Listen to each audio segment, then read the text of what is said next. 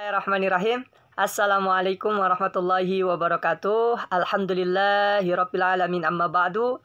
Alhamdulillah, kepada segala puji bagi Allah Subhanahu wa taala atas segala nikmat yang telah Allah curahkan kepada kita, sehingga pada pagi hari ini kita masih diberikan kesehatan serta kekuatan dan kesempatan lain, yaitu dalam menuntut ilmu.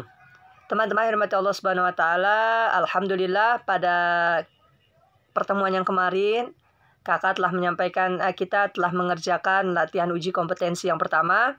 Namun untuk selanjutnya, untuk hari ini insyaallah kakak akan memaparkan ke materi yang baru atau bab yang baru, yaitu bab kedua seputar, bentar kakak cek terlebih dahulu, seputar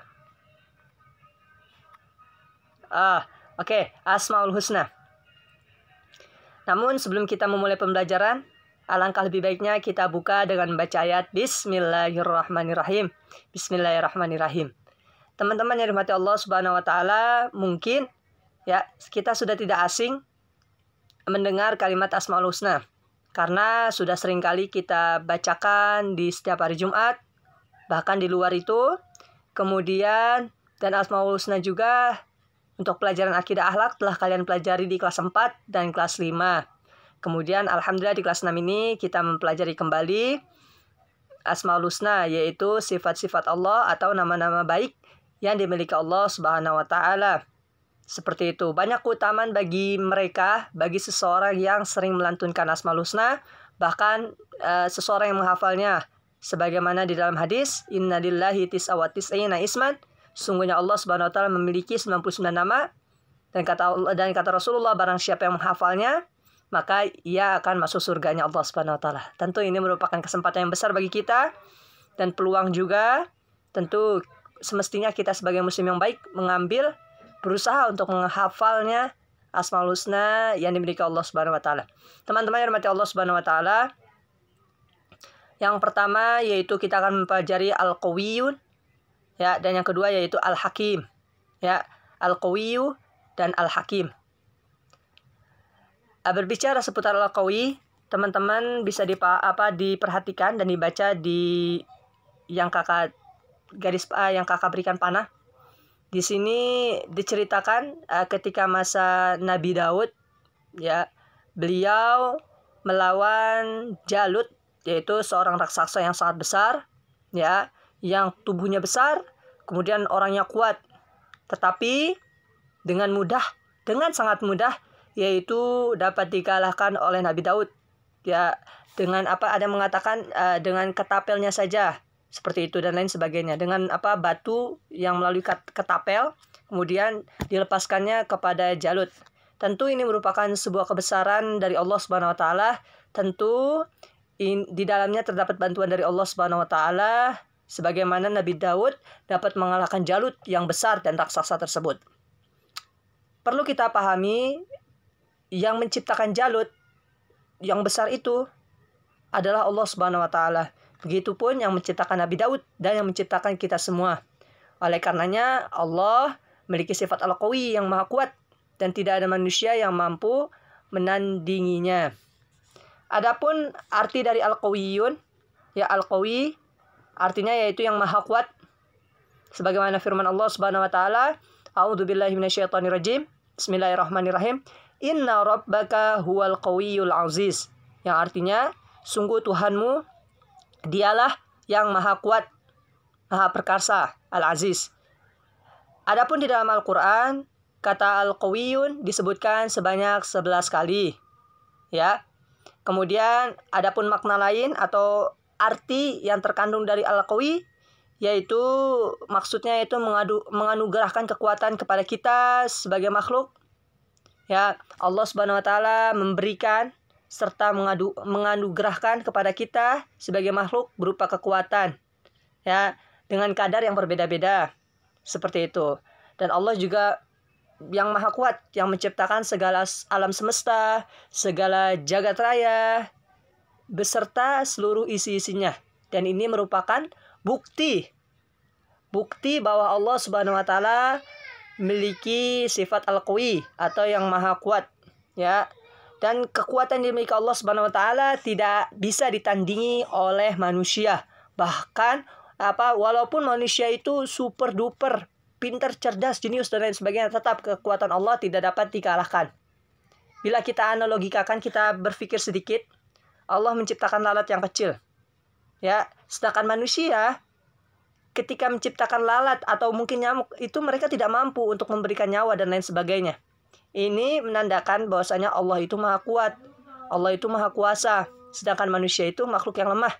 Jadi tidak sepatutnya kita sebagai manusia berlaku sombong, ya, sombong, merasa berkuasa atau merasa hebat, merasa kuat dan lain sebagainya, ya, karena kekuatan yang kita miliki, kekuatan yang Allah berikan kepada kita itu sejatinya cuma setetes air yang kecil di lautan yang luas. Di lautan yang luas ini kita cuma hanya setetes, bahkan kurang dari itu. Oleh karenanya tidak ada yang sepatutnya, tidak ada yang perlu kita sombongkan. Apabila kita diberikan kekuasaan yang besar, kekuatan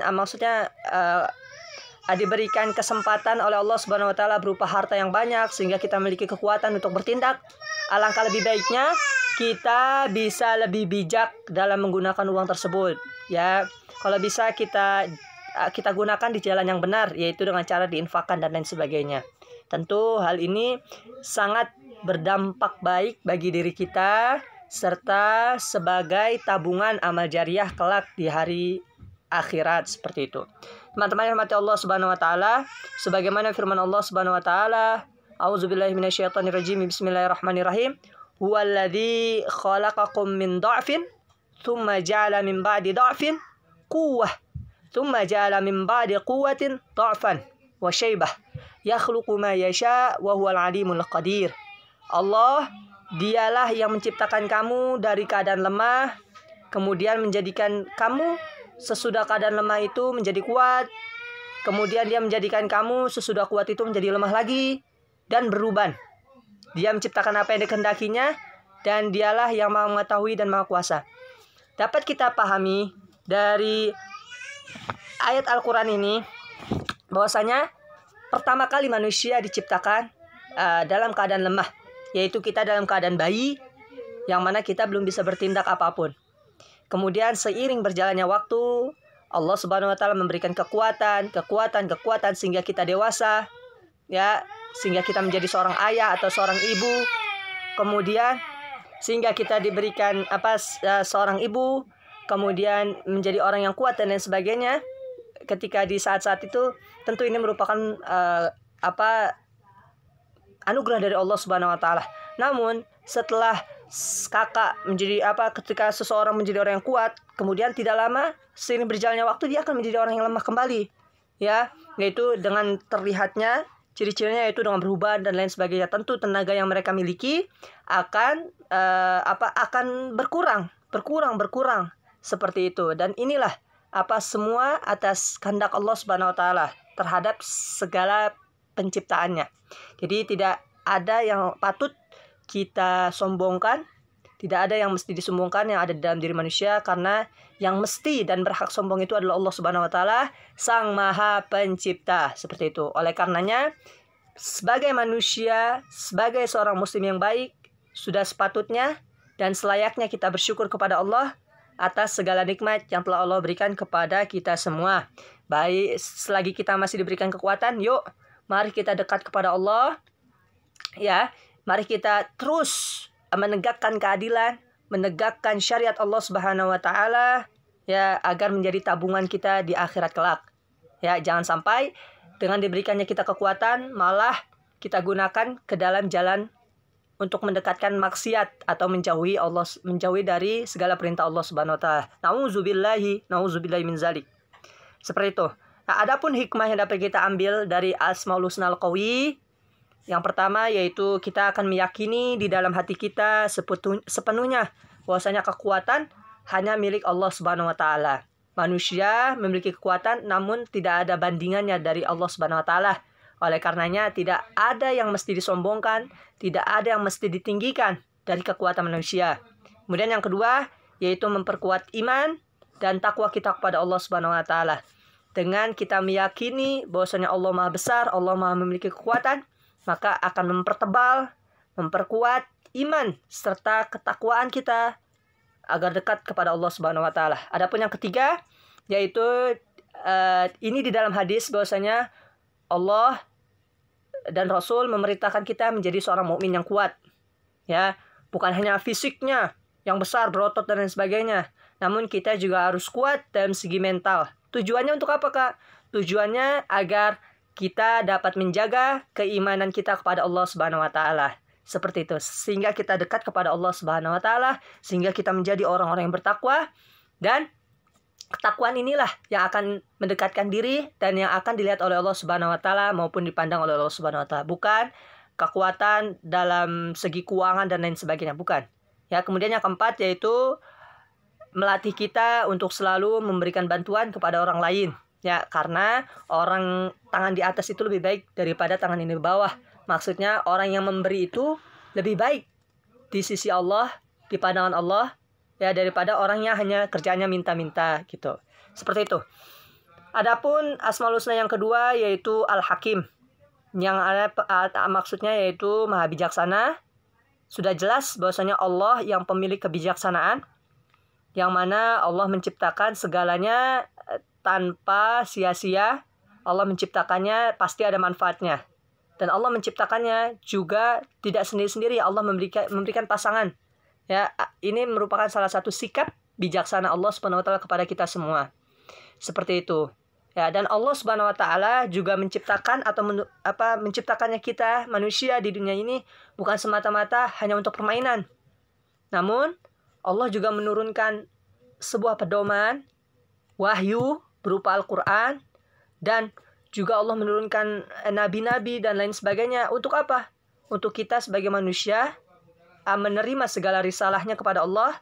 Dan Allah juga akan bijak bagi mereka yang dekat kepada Allah, bagi mereka yang mengikuti segala perintah Allah Subhanahu wa taala, maka Allah akan memberikan pahala kepadanya, sehingga dengan pahalanya akan membawanya masuk surga. Sedangkan sebaliknya, bagi mereka yang menolak, bagi mereka yang berbuat buruk dan lain sebagainya, maka akan diberikan dosa, sehingga dengan kedosaannya itu akan membawanya ke dalam nerakanya Allah Subhanahu wa taala. Inilah salah satu sikap kebijakan Allah Subhanahu wa taala.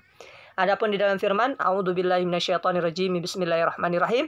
Wa huwallazi fis samai ilahun wa fil ardi ilahun. Wa huwal hakimul alim. Yang artinya, dan dialah Tuhan yang disembah di langit dan Tuhan yang disembah di bumi, dan dialah yang maha bijaksana dan yang maha mengetahui. Sudah sepatutnya sikap bijaksana, ya, sikap bijaksana ini dapat kita praktikkan, kita dapat lakukan di dalam kehidupan kita sehari-hari. Walaupun kebijaksanaan kita dan kebijaksanaan Allah itu sangat berbeda, ya.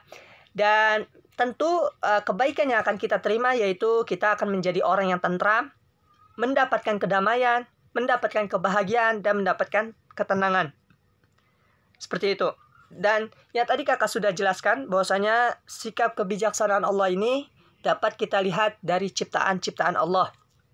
Allah Subhanahu wa taala tidak akan menciptakan segala sesuatu itu dengan sia-sia. Bahkan nyamuk yang kecil pun Allah memiliki tujuan yang jelas. Lalat, ya, Allah memiliki tujuan yang jelas, maupun lain sebagainya. Ya. Oleh karenanya segala sesuatunya ada manfaatnya bagi Allah Subhanahu wa taala. Dengan kebijaksanaan yang diciptakan, ya, tentu ini merupakan sebuah peluang bagi kita, ya, untuk dapat mempraktikkan dan melakukan, ya, kita berusaha untuk selalu bijaksana sebagaimana sikap Allah Subhanahu wa taala yaitu Al-Hakim yang maha bijaksana. Ya. Dan apabila kita menghadapi sebuah permasalahan hidup, ya, ini bisa dilihat teman-teman di bagian bawah, ya. Dan apabila kita menghadapi suatu permasalahan hidup, maka patut dan seharusnya kita berusaha untuk melakukannya atau menyelesaikannya secara bijaksana, ya.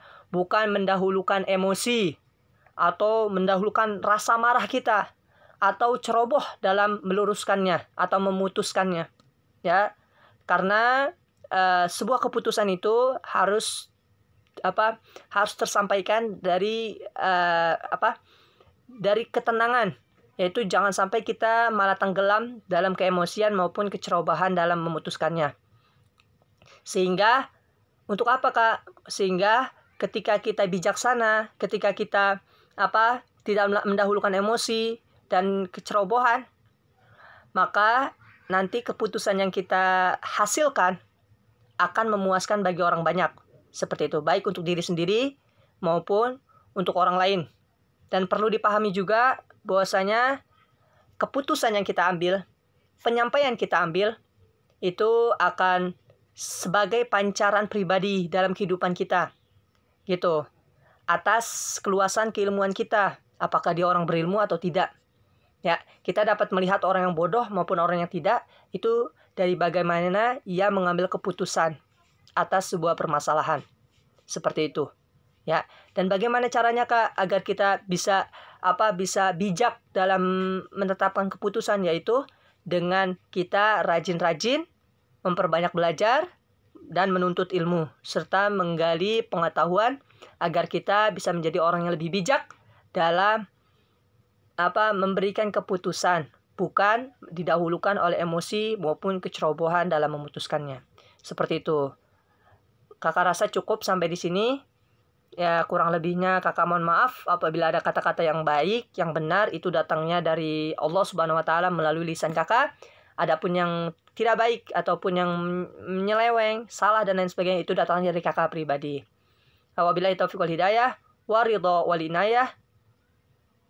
Marilah kita tutup dengan baca ayat Alhamdulillahirabbil alamin. Alhamdulillahirabbil alamin. Assalamualaikum warahmatullahi wabarakatuh.